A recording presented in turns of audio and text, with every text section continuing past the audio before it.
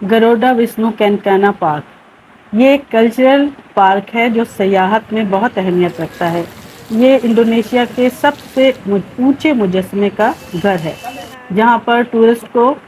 بالی کی افسانوی لوک داستانوں کو سمجھنے میں مدد ملتی ہے۔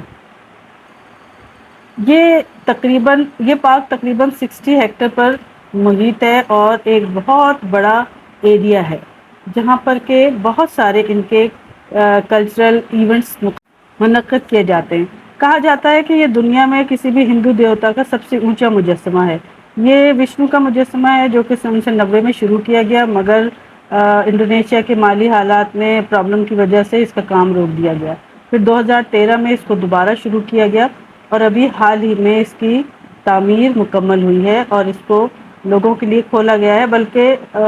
تعمیر کے دوران بھی یہاں پر لوگ وزٹ کیا کرتے تھے۔ یہ ثقافتی پارک عام لوگوں کے علاوہ ٹورسٹ کے لیے بھی دیکھنا بہت ضروری ہوتا ہے، کیونکہ اگر آپ نہ بھی جانا چاہیں تو آپ کو آپ کے گائیڈ صاحب ضرور لے کے جاتے ہیں۔ بہرحال یہ ایک دلچسپ جگہ ہے اور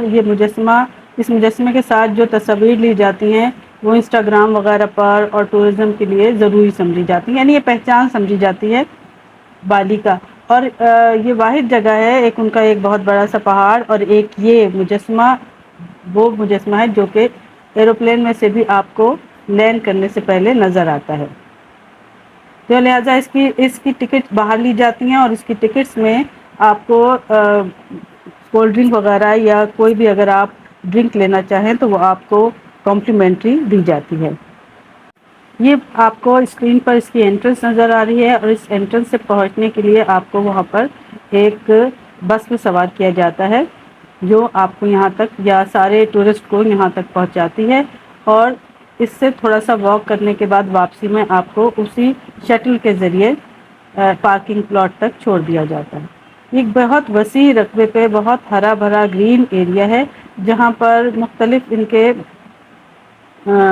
مذہبی رسومات بھی ادا کی جاتی ہیں، ان کے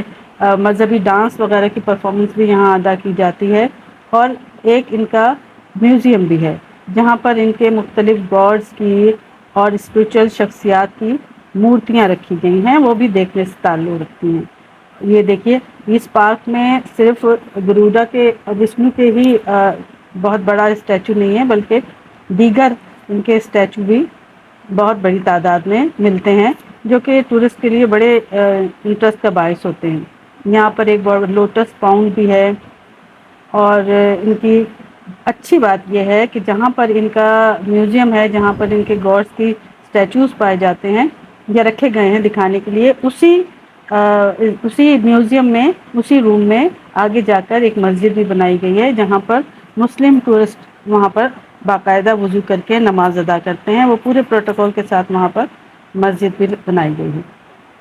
ایک بڑی اور خوبصورت لمبی واک کے بعد ہم اس اسٹیچو تک پہنچتے ہیں، اور اس اسٹیچو کو ایک بہت اونچے پلیٹ فارم پر رکھا گیا ہے۔ اس کی اپنی جسامت بڑے ہونے کی وجہ سے، اور اس کا جو یہ نیچے ایک بہت بڑا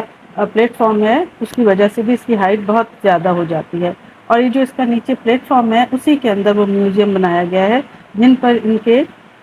صوفی شخصیات اور گاڈس کی مجسمے یا اسٹیچوز رکھے گئے ہیں جو بھی آپ کو نظر آئیں گے۔ یہ کلچرل پارک دراصل ان کے انٹرنیشنل ایئرپورٹ سے 15 منٹس کی ڈرائیو پر ہے، اور اولوواٹو ٹیمپل کے راستے میں بھی آتا ہے۔ لہٰذا جب آپ اولوواٹو ٹیمپل جو کہ بہت دیکھنے کی جگہ ہے واقعی، جہاں آپ بندروں کی بہت ساری حرکات بھی آپ کو، ان کی ایکٹیویٹی آپ کو دیکھنے کو ملتی ہیں، تو وہاں کیونکہ ٹورسٹ ضرور جاتے ہیں اور راستے میں یہ بھی آتا ہے، تو لہٰذا یہاں سے ہوتے ہوئے جاتے ہیں، یا آپ جب ایئرپورٹ جا رہے ہوتے ہیں تب بھی یہ راستے میں آتا ہے، اور آپ یہاں پر مطلب ٹورسٹ یہاں پر اسی لیے بھی ضرور آتے ہیں۔ یہ ان کا میوزیم آپ کو دکھائی دے رہا ہے اسکرین پر، اور یہ ڈفرینٹ ان کی اسٹیچوز ہیں، اور اسی کے آخر میں مسجد بھی ہے۔